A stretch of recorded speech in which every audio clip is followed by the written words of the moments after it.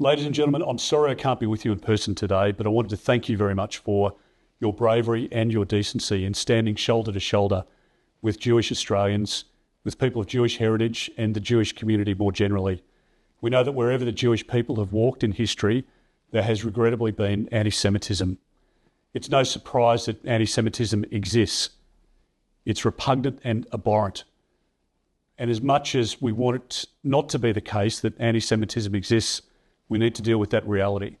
And we need to be very clear about our condemnation of it. What is truly shocking and appalling, as we know, is the magnitude and the intensity now of the anti-Semitism which has emerged in Australia since a seething mob chanted slogans of slaughter on the steps of the Sydney Opera House on 9 October.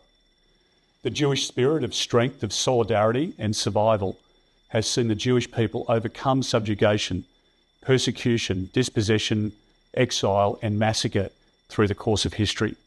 It's that same spirit which will see the Jewish people today, in Israel, in Australia, and indeed around the world, prevail over present ordeals. In the battle against anti-Semitism in Australia, I say to Australians of Jewish faith, you are not alone.